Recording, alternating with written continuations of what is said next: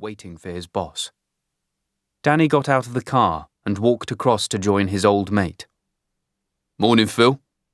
"Good morning, Danny," Harris replied. Although the two men met only twice a year, they had become friends.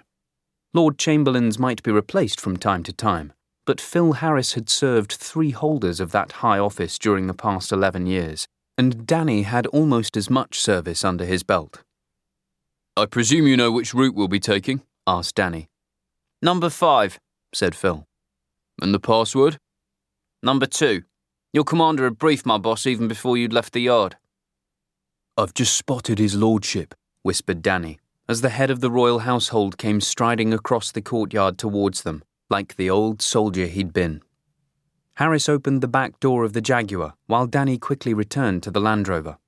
The Lord Chamberlain, a courteous man who never paraded his rank, gave William a wave before slipping into the back of his car. The little convoy swept out of an unmarked side entrance onto the Mall and headed for Trafalgar Square. No outriders, no sirens, no blue lights. They didn't want to alert any curious onlookers, something they wouldn't be able to avoid on the journey back from the tower. Danny followed, and although he kept his distance, he would never allow another vehicle to slip in between him and the Lord Chamberlain's armoured car. William picked up the phone in his armrest and dialed a number he called only twice a year. "Chief Yeoman Warder," announced a voice. "We should be with you in about 15 minutes, said William. "Everything's been prepared and is ready for you," responded the chief yeoman warder. "I can see no reason for any hold-ups," William commented, before replacing the phone in the armrest. He would call again only if there was an emergency, and there hadn't been one in the past 5 years. "How are the kids?" asked Ross, interrupting his thoughts. "Growing up far too quickly," responded William as they drove onto the embankment. "Artemisia is top of her class, but she will burst into tears whenever she comes second." "Just like her mother," said Ross. "And Peter?" "He's just been made a prefect and expects to be school captain next year." "Clearly lacks your ambition," said Ross, grinning. "What about my beloved Jojo?" "Your daughter's in love with Prince Harry and has already written to Buckingham Palace inviting him to tea." "I know," sighed Ross. "She asked me to deliver the letter."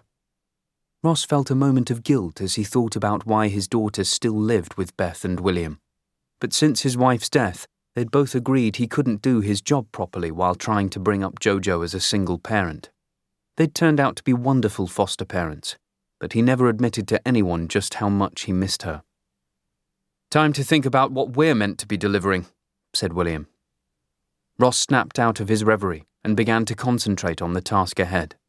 Danny had to run a red light as they passed Somerset House to make sure he didn't lose contact with the Lord Chamberlain's Jaguar. Nothing would have pleased Phil Harris more than to show he could outwit Danny. They didn't take a left into the heart of the city, a square mile policed by another force who were unaware of their presence, but continued on through the underpass and didn't stop again until they emerged onto Upper Thames Street, coming to halt at the next traffic light, the Tower of London now in sight. When the Jaguar swung across the intersection, Danny followed it down St. Catherine's Way with only the Thames in front of him.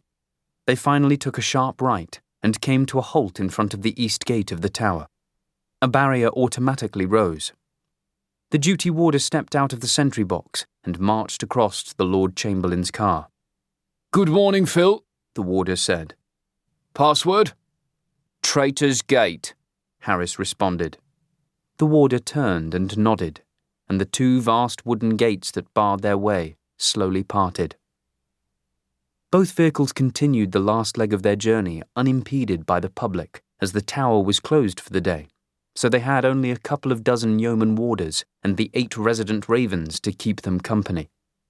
Danny drove beside the Thames for another 100 yards before turning right and proceeding over the East Drawbridge, originally built for horses, not cars.